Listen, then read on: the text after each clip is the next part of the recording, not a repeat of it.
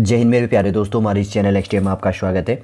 देखिए, आज के इस वीडियो के अंतर्गत पे मैं बात करने वाला हूं उत्तराखंड पब्लिक सर्विस कमीशन के द्वारा जो प्रवक्ता के लिए विज्ञप्ति लगभग 613 पोस्टों के लिए जो वैकेंसी अपडेट किया गया है, जो उसके अंतर्गत पे सोशियोलॉजी समाजशास्त्र की भी वैकेंसी अपडेट है। तो उसका सिलेबस इस वीडियो के अंतर्गत पे हम शॉर्ट रूप से देखने वाले। जो भी इससे रिलेटेड या इस सब्जेक्ट से पोस्ट ग्रेजुएट है, जो भी इसके लिए एलिजिबल है इस सब्जेक्ट से, तो उसके लिए काफ़ी इंपॉर्टेंट होने वाला है और वो शॉर्ट रूप से समझ जाएगा कि इसके अंतर्गत पे सिलेबस क्या है। बनी रहेगा पूरे इस वीडियो के अंतर्गत पे, जितना आपके जानने के लिए इंपॉर्टेंट होगा शॉर्ट रूप से इस वीडियो के अंतर्गत पे आपके लिए डिस्कस करने की कोशिश की जाएगी। यदि आपके द्वारा हमारे इस चैनल नेक्स्ट टाइम को सब्सक्राइब नहीं किया तो सब्सक्राइब कीजिए तथा बेल आइकन को प्रेस कीजिए, ताकि जो भी कंटेंट, जो भी इन्फॉर्मेशन हमारे द्वारा आपके लिए प्रोवाइड किया जाता है तो उसका नोटिफिकेशन आपके पास समय पर अवेलेबल हो जाएगा। ठीक है, यूनिट फर्स्ट के अंतर्गत पे समाजशास्त्र है, जिसके अंदर मैं हाईलाइट कर देता हूँ आपके लिए। समाजशास्त्र सोशियोलॉजी का अर्थ क्या है, उसकी डेफिनेशन परिभाषा क्या है, उसका नेचर प्रकृति क्या है, उसका सब्जेक्ट विषय क्षेत्र क्या है और इसका महत्व क्या चीज़ें हैं। यूरोप और भारत में सोशियोलॉजी का ऐतिहासिक विकास कैसे हुआ और समाज शास्त्रीय परिप्रेक्ष्य से रिलेटेड यूनिट फर्स्ट के अंतर्गत पे ये चीज़ें इंक्लूड की गई है। बेसिक से की पॉइंट है। उसके बाद में है सेकंड यूनिट सेकंड के अंतर्गत पे मौलिक अवधारणाएं हैं, जिसमें सोसाइटी, समाज, और उसके बाद में कम्युनिटी, जिसको समुदाय कहा जाता है, ग्रुप, समूह हो गया, समिति हो गया। उसके बाद में सामाजिक जो स्ट्रक्चर है, उसके बाद में सोशल स्ट्रक्चर जिसको कहेंगे, और उसके बाद में सामाजिक जो व्यवस्थाएं हैं, संस्कृति जो कल्चर इंक्लूड हो जाएगा, और उसके बाद में सामाजिकरण, परिस्थिति जो है और भूमिका, सामाजिक नियंत्रण और सामाजिक परिवर्तन क्या है, यूनिट सेकंड इकाई सेकंड के अंतर्गत यहाँ पर रिलेट हो जाता है। उसके बाद में इकाई थर्ड है, यूनिट थर्ड के अंदर जो टॉपिक हैं, जिसमें क्या चीज़ें बातें कही गई हैं, जिसमें बात है सामाजिक प्रक्रियाएं क्या हैं, सहयोगात्मक प्रक्रियाएं, सहयोग, समायोजन, और उसके बाद में आत्म सातकरण जो है इसमें रिलेट हो जाएगा। और उसके बाद में असहयोगात्मक की प्रक्रियाओं के अंतर्गत पे जो प्रक्रिया है, प्रतियोगिता और संघर्ष इसमें रिलेट होगा। फिर उसके बाद में सामाजिक स्तरीकरण और सामाजिक गतिशीलता क्या है, इसमें रिलेट होना है यूनिट थर्ड के अंतर। ठीक है, उसके बाद में यूनिट फोर्थ के अंतर्गत पे सामाजिक संस्थाएं क्या हैं, विवाह, परिवार, और उसके बाद में नातेदारी, आर्थिक संस्थाएं, राजनीतिक संस्थाएं, और उसके बाद में शैक्षिक एवं धार्मिक संस्थाएं यहाँ पर रिलेट की गई है। उसके बाद में सामाजिक संस्थाएं क्या है, यूनिट 4 के अंदर क्या क्या है, सामाजिक संस्थाएं, विवाह, परिवार, नातेदारी, आर्थिक संस्थाएं, राजनीतिक संस्थाएं, शैक्षणिक एवं धार्मिक संस्थाएं यहाँ पर रिलेट है। उसके बाद में यूनिट 5 है, इकाई 5 की बात करेंगे तो समाज शास्त्रीय विचारक जो हैं, जिसमें क्या है, कार्ल मार्क्स है, जिसमें ऐतिहासिक भौतिकवाद, उत्पादन के ढंग, और उसके बाद में अलगाव, और उसके बाद में वर्ग संघर्ष से टॉपिक यहाँ पर रिलेट किया गया है। उसके बाद में दूसरा है इसमें इमाइल दुर्खिम का जो है श्रम विभाजन का क्या है, सामाजिक तथ्य, उसके बाद में आत्महत्या, धर्म और समाज से रिलेटेड टॉपिक। उसके बाद में मैक्स वेबर के अंतर्गत पे सामाजिक क्रिया, आदर्श प्रारूप, सत्ता, नौकरशाही, जो इसके अंतर्गत पे प्रोटेस्टेंट जिसको कहेंगे, ठीक है, और आचार संहिता जो इसके अंतर्गत पे इंक्लूड हो जाता है। उसके बाद में पूंजीवादी की भावना जो इसके अंतर्गत पे कहा जाता है।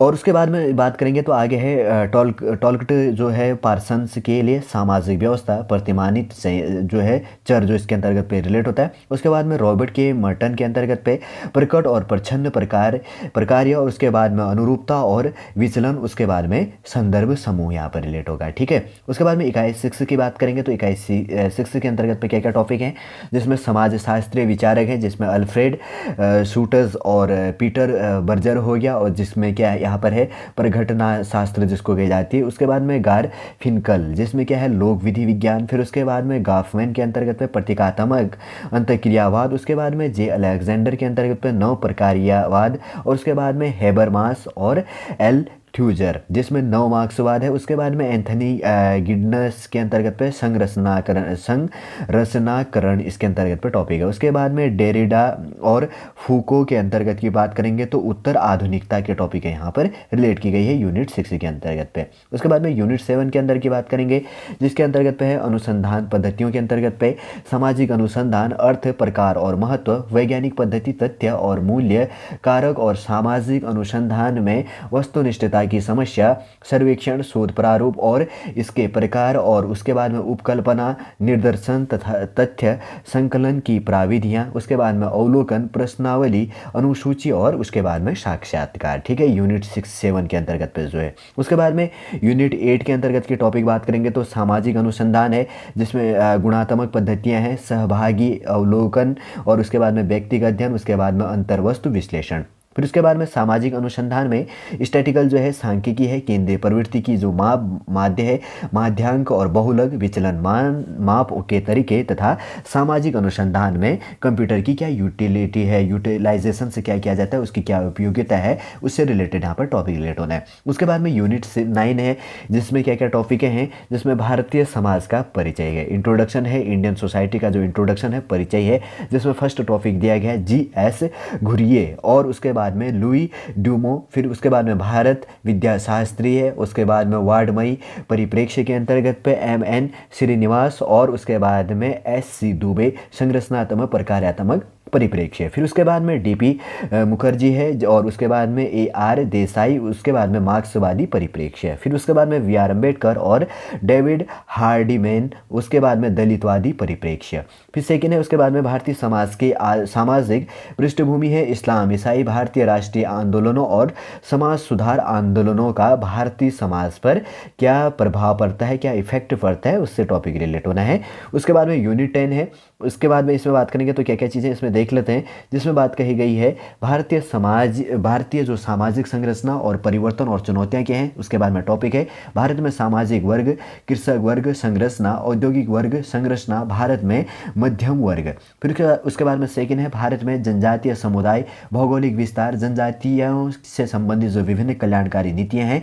और उसके बाद में थर्ड टॉपिक है भारत में नातेदारी व्यवस्था क्या है, नातेदारी व्यवस्था के प्रकार, भारत में परिवार और विवाह से टॉपिक रिलेट होना है। उसके बाद में फोर्थ नंबर का टॉपिक है भारत में सामाजिक परिवर्तन और चुनौतियां, विकास के नियोजन का विचार और मिश्रित जो है आर्थिकी से यहाँ पर टॉपिक रिलेट होना है। उसके बाद में है परिवर्तन की प्रक्रियाओं की बात करेंगे तो संस्कृतिकरण और उसके बाद में आधुनिकीकरण और उसके बाद में ग्लोबलाइजेशन से जिसको वैश्वीकरण इसके अंतर्गत पाया जाता है। संस्कृति बेस में और आधुनिक और वैश्वीकरण सारे के सारे टॉपिक इसके अंतर्गत पे रिलेट हो जाते हैं। फिर उसके बाद में यहाँ पर देख लेते हैं आगे टॉपिक है जिसमें ए पॉइंट है भारत में जो ग्रामीण रूपांतरण है, ग्रामीण विकास के कार्यक्रम, सामुदायिक विकास कार्यक्रम, गरीबी उन्मूलन योजनाएं और गरीब जो ग्रामीण है मजदूरों की समस्याएं। बी पॉइंट है भारत में औद्योगिकीकरण और नगरीकरण, जिसमें भारत में आधुनिक उद्योगों का उद्विकास, भारत में नगरीय और वसावट में वृद्धि और गंदी जो बस्तियां हैं उसके बाद में कामगार वर्ग और उसके बाद में संरचना, उसके बाद में वृद्धि। सी टॉपिक है आधुनिक भारत में सामाजिक आंदोलन, कृषक और किसान आंदोलन, महिला आंदोलन, पिछड़ी जाति और दलित आंदोलन, पर्यावरण संरक्षण आंदोलन। फिर उसके बाद में डी है जनसंख्या जो गतिशीलता है, जनसंख्या का आकार वृद्धि, संरचना वितरण, उसके बाद में जनसंख्या वृद्धि के घटक, जन्म मृत्यु प्रयोजन जिसको कहा जाता है, उसके बाद में जनसंख्या नीति और परिवार नियोजन। फिर उसके बाद में समकालीन मुद्दे, वृद्धावस्था, लिंगानुपात, बाल और शिशु मृत्यु दर और उसके बाद में प्रजनन और स्वास्थ्य। कुछ इकोनॉमिक्स बेस से भी टॉपिक रिलेट हो जाता है, ठीक है, डेटा साइंस के लिए डेटा जो इससे अपडेट किया जाता है। सामाजिक रूपांतरण की जो चुनौतियां हैं जिसके अंतर्गत पे क्या क्या बात कही गई, जिसमें बात है विकास के जो है संकट, विस्थापन और पर्यावरणीय समस्याएं और सततता और उसके बाद में श्वेतवसन और उसके बाद में अपराध और भ्रष्टाचार, महिलाओं के विरुद्ध हिंसा, वर्णीय जो संघर्ष है, जातीय संघर्ष और सांप्रदायिकता, बेरोजगारी एवं आतंकवाद से टॉपिक यहाँ पर रिलेट होना है, ठीक है। सिलेबस देखिए रिलेट कर दिया पूरा का पूरा, लगभग कितने पॉइंटों में दिया गया, 10 पॉइंटों में दिया गया। पर पॉइंटों से एवरेज लेके चलते हैं तो 20 क्वेश्चन यहाँ पर पूछा जाएगा जिसमें सिलेबस पूरा बटा हुआ है। देख लेते हैं एग्जामिनर कैसे क्वेश्चन पूछेगा। लेकिन जो आपका सिलेबस है सोशियोलॉजी का उत्तराखंड पब्लिक सर्विस कमीशन के द्वारा जो प्रवक्ता के लिए लगभग 613 पोस्टें अपडेट की हैं, उसमें जो प्रवक्ता की वैकेंसी है सोशियोलॉजी समाजशास्त्र से रिलेटेड, जो उसका जो भी सिलेबस था, जो भी इससे रिलेटेड स्टूडेंट है उनके लिए काफ़ी इंपॉर्टेंट ये वीडियो है। सॉलिड रूप से मैंने पूरा यहाँ पर आपके लिए सिलेबस यहाँ पर प्रोवाइड कर दिया है। उम्मीद करूँगा दोस्तों सॉलिड पूरा वीडियो आपको इन्फॉर्मेशन आपको समझ में आ गया होगा सिलेबस। यदि आज का वीडियो आपको अच्छा लगे लाइक कीजिएगा, कमेंट कीजिए और हमारे इस चैनल नेक्स्ट एम को सब्सक्राइब कीजिए। वापस हम नेक्स्ट क्लास के अंतर्गत आपसे मिलेंगे। जय हिंद, जय भारत।